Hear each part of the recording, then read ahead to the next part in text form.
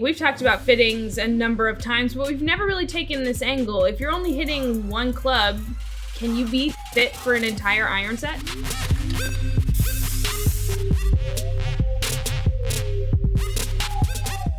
Hey everybody, this is episode number 63 of No Putts Given. I'm Miranda and I'm here with Tony, Chris, and Harry. Guys, how are we doing? Beautiful. All right. Working. That's what I like to hear. Harry, you look kind of busy. Yeah. You got any time for us today? I got some. I'll be with you in a minute. Well, in the meantime, guys, I want to kick it off this week. I was in the studio yesterday, and I actually reached out to one of the testers. I was like, you listen to No Putts Given, right? And he said, yeah, I do. And I said, what's one question you would ask the panel if you could ask us anything? And he said, I've got a good one. I went to get fit for a set of irons, and they only had me hit the 6-iron. So I want to know if it's possible to fit me for a whole set just based on that, or did I waste my money? Chris, what do you think about our tester's question? First of all, I think it's a great question because it's one of those kind of aha things that people probably relate to really well. Like, yeah, most or a lot of iron sets will have like the 7-iron as the demo iron, and you do a lot of the fitting based off that. I said, to the answer the direct question, did they waste their time? No, not at all. I think where maybe that next step of fitting comes in is, what are you going to do on either side of the iron set? So like as you transition, let's say on the low irons, 4, 5, 6 iron, is that going to be a combo set approach where maybe it might be a different model than the 6-iron itself? Are you going to look at hybrids? How are you going to kind of handle that? And then secondly, on the other side, as you go into your wedges, we talked about this a number of episodes ago, though, where some people were opting for not to go with like the set pitching wedge, but to go with a specialty pitching wedge. And Matt can probably throw up the link to Tony's article on that, which was really informative and actually got me thinking about some things that I hadn't thought about before. So I think, is it wasted? No, so long as your fitter really can help you decide the best way to transition into and out of that iron set on either end. But that, again, that's going to be pretty fitter dependent. So, Tony, what do you think? We've talked about fittings a number of times, but we've never really taken this angle. If you're only hitting one club, can you be fit for an entire iron set? Yeah, I think, obviously you can, because that's kind of how it's always been done. But I do think there's a degree of sketchiness in that. It's a practicality standpoint type of thing. But, Chris mentioned combo sets. And so, if you think about where combo sets typically are switched out, you may go in, you may be fit for a 7-iron. Essentially that's the demo club nowadays. And you go, all right, so based on that 7-iron, I think I'm gonna choose a 4, 5, 6 in an entirely different iron, and 8, 9 pitching wedge or 9 pitching wedge or some combination thereof in an entirely different iron still. And so, yeah, there is a case of where you may be choosing based on information you don't actually have. And that's important, because one of the things we see in most wanted testing time and time again is when we look at performance of the individual club. So how does the performance of a long iron in a given set for a given tester compare to the performance of the mid iron in that same set to the short iron in the same set? And often, if not typically, what we see is that the best 5-iron for a guy may not be the best middle iron and is often not the best wedge. And so, if you're based on the data that we have alone and say, hey, what is the best set for this guy? We'd be in a situation where we choose long irons from one make and model, mid irons from another, and a pitching wedge from a third. And obviously that's not how you handle fittings. But in terms of performance, there does seem to be a disconnect. And the one thing I would add is, a few months back, I was having a casual chat with a guy who spent extensive time working in golf R&D, and he's looking into changing the way his company designs sets, because, I'm paraphrasing here, but his point was fundamentally there's no practical reason why your long iron should be designed to essentially the same specification as the mid irons or the wedges, because they have fundamentally different purposes. And you hear manufacturers talk about purpose building face technologies and things like that, but this is really a more disconnected look at design that says, hey, you know what, maybe the 5 and the 7 and the wedge, whatever it happens to be, should be fundamentally different from one another. And that's a pretty radical take based on how clubs are sold, but I think it's worth considering. Harry, how about you? You were there when he asked the question, and you do fittings quite often. Do you think that it's possible to fit someone for an entire set based on the performance of one iron? I mean, if you're going to do fitting correctly, no. I don't think you can just fit off a 6-iron. A lot of it's guesstimation. And the combo set is one of the biggest ones for me, because if you go one and like a game improvement iron in the 6 to 3 iron range or 6 to 4, and then a player's iron like I have in the lower ones, you're changing CG location. The shaft's going to interact differently because of the length of the shafts. So fundamentally, no, I don't think you can.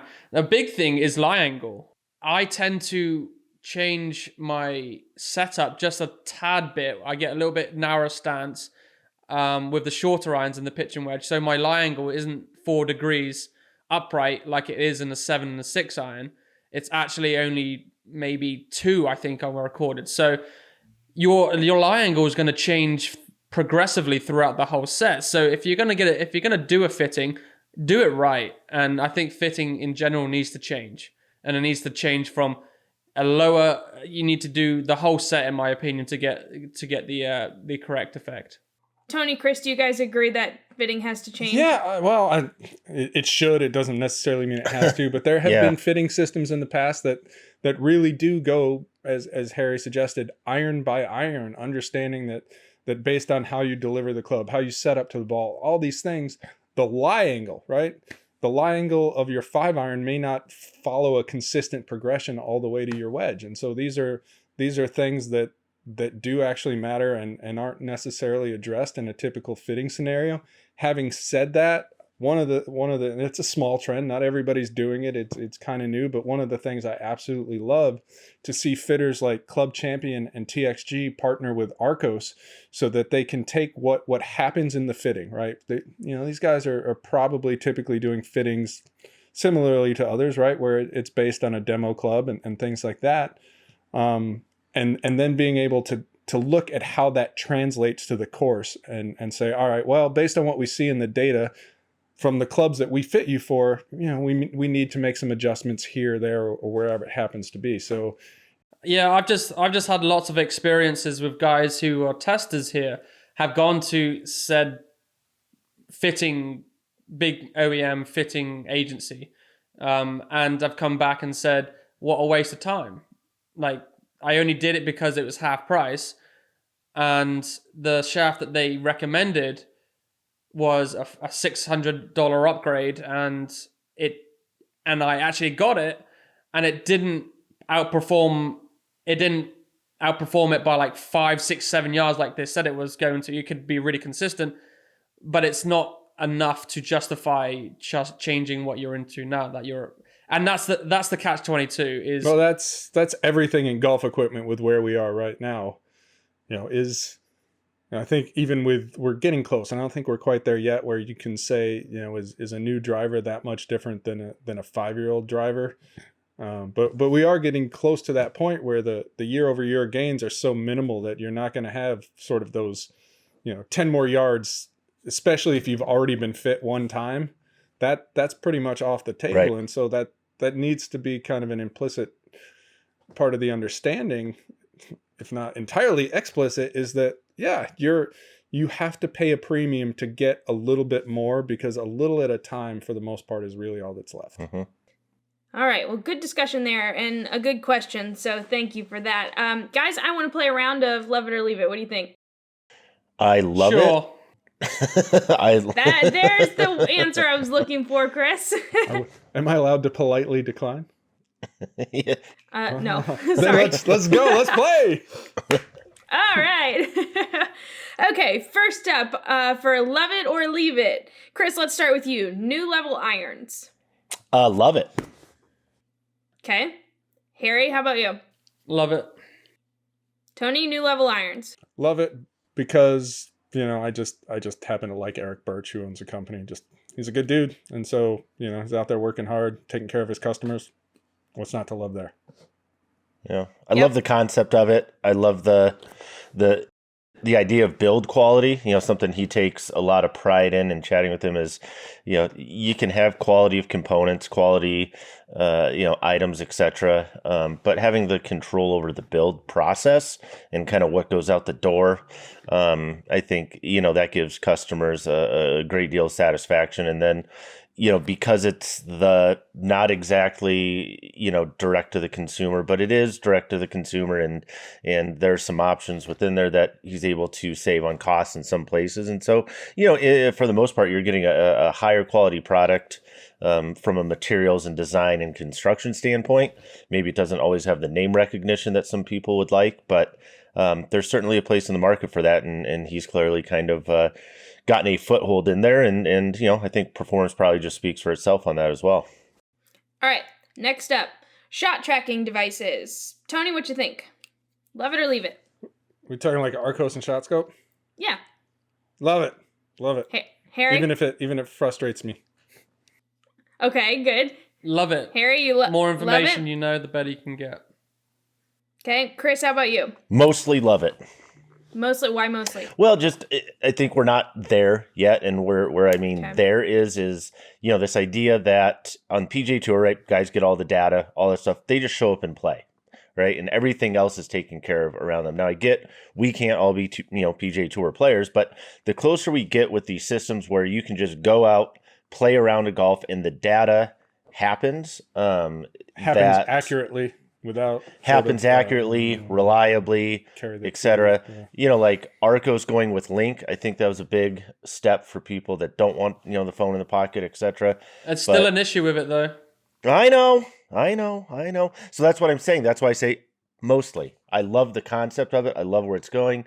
It's not where it needs to be yet for me to give it the full love it. Yeah, I think for widespread adoption, well, I mean, that may not even be possible, because I think if you look across the entire spectrum of golfers, there are probably just not enough who are actually interested in detailed data. But to kind of get to sort of the maximum level of achievement for these devices and reach, they need to be damn near entirely hands-off. And like Chris said, it's just not there yet. All right, but we still love it, and we know they're going to get there, right? They're working on it, for sure, yeah. All right. CBD, Chris, I'll come straight to you. I have a feeling I know this answer. Love it or leave it? Peppermint. You got peppermint today. I love it. Absolutely love it. I would say two biggest things. I have slept better since starting CBD a number of months ago. And I know some people say it curbs your appetite. That one didn't work for me, but that one, results may vary. But definitely sleeping better. So what do I got today? I got peppermint. So I love it. Tony, are you about to pick a flavor up off of your desk? No.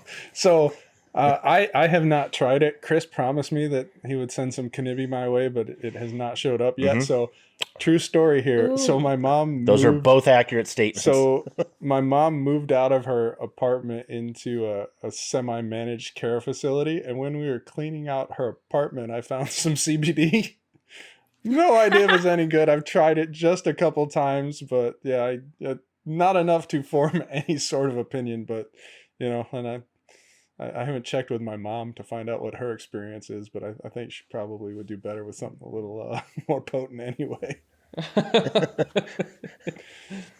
So we're undecided. You don't know about a love it or leave it yet. I'm straddling the fence like Mitt Romney. Anyway.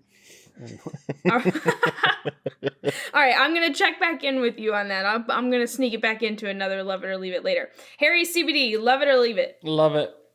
Just all right. Really do. I mean, when I'm coming down the stretch in a high pressure situation, I'm actually calm instead of squeaky bum kind of. And when you say high pressure situation, is that when the Miranda tells you it's time to clean the closet?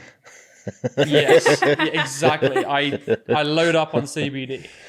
I knew you'd figured it out. But no, it really just calms me down, and it allows me to actually play better golf. I went for a stretch when I was in season of shooting, I think 11 out of 13 rounds were under par, and I was taking CBD throughout it. Now, grant that some of it is to do with my game, but a lot of it is to do with CBD. I wasn't without CBD. I had a stretch where I had 11 of 13 holes over par. So There you go. is that probably not the same thing? I don't. All right, next up, MIMD technology. Tony, love it or leave it? Again, I don't know. I think it's TBD. I Come know, on, but man. it's so you got Cobra miming full irons. You've got Callaway who has mimmed chunks to put in their irons, and like any golf technology, like it it emerges and it's the next great thing, and wait 3 to 5 years, and if everybody is using MIM technology, you'll be like, hell yeah, it must be good. And if it just kind of quietly fades away like a million other things, then leaving it at this moment would have been the right decision.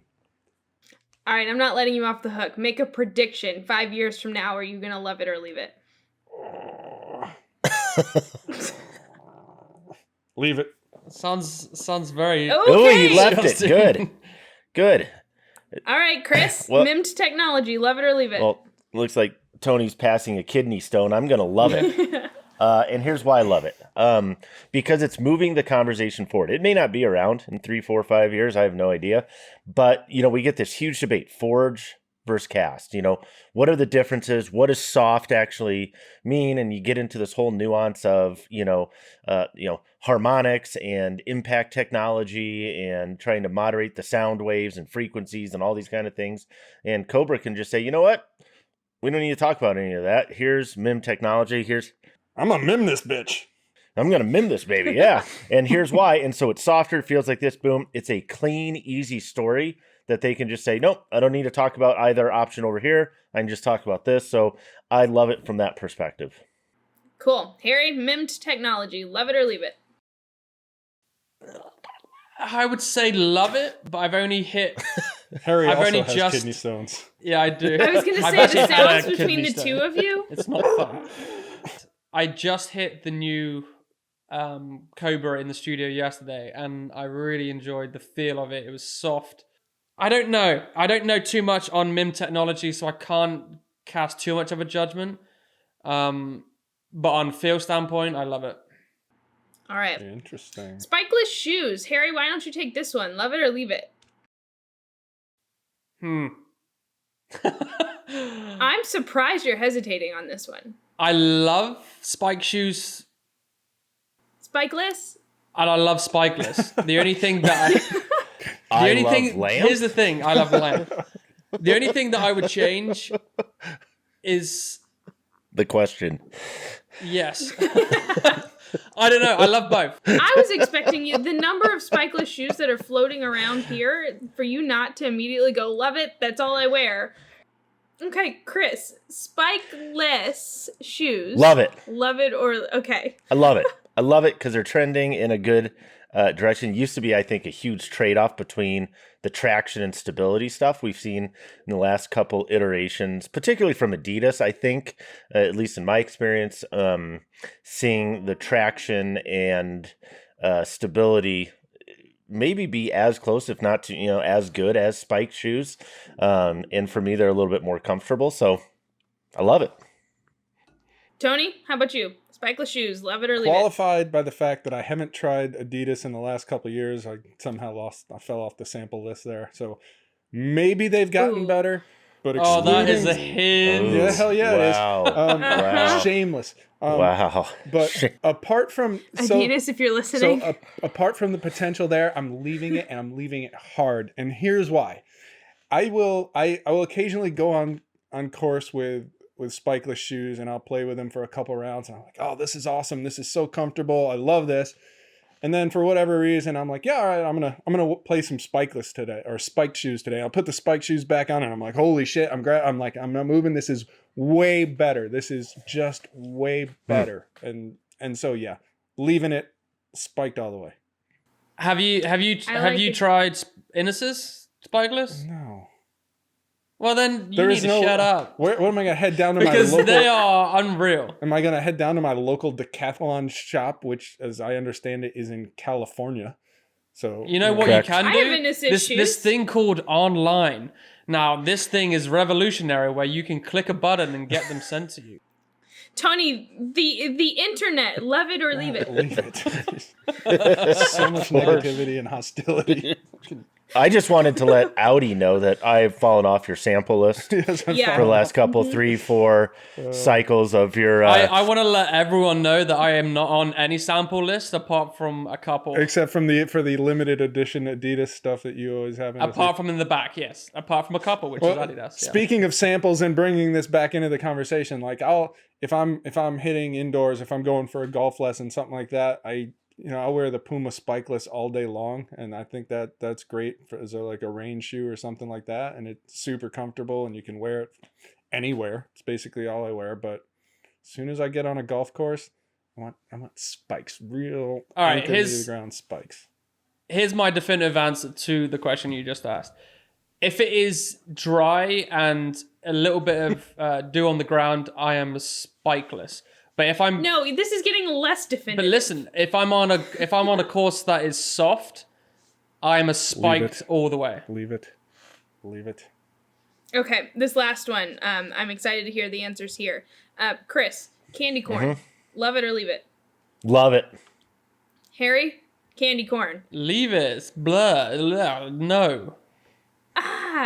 Tony, what about you? Candy corn. Off for even asking. It's so gross. Yeah. Like it is. Really? I love it. Candy corn to Halloween candy is basically what kale is to a strawberry. No, if I'm going to go trick-or-treating and I get candy corn in my thing, I am throwing it back at the door. Oh, hold on. Wait a minute. Harry, I had a candy dish full of candy corn last year and you ate it. No. Well, that's the other thing about candy corn is it's like, it's just like, oh, that was shit. Oh, still shit.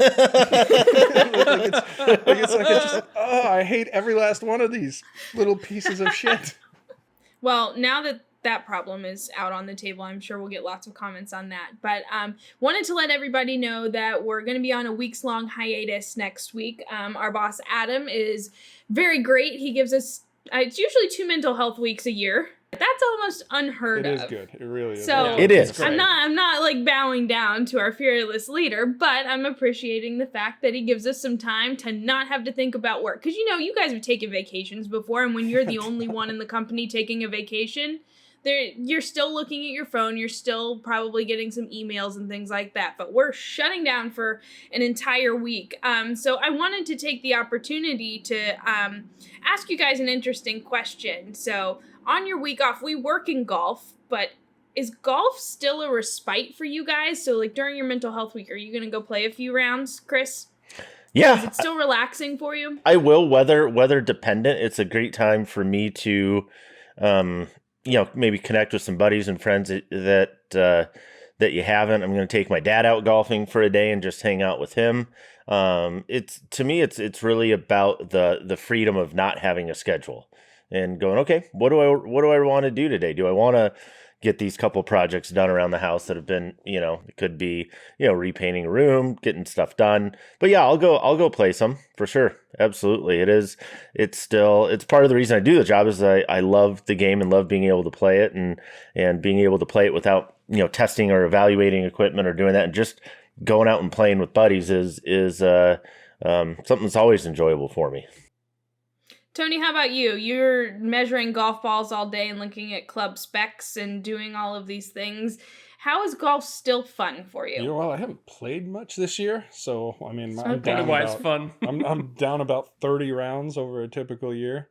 But it's been kind of the times I have played this year has been more relaxing to a degree because I haven't worried about score or anything like that. It's sort of more appreciative of just being out there on the golf course.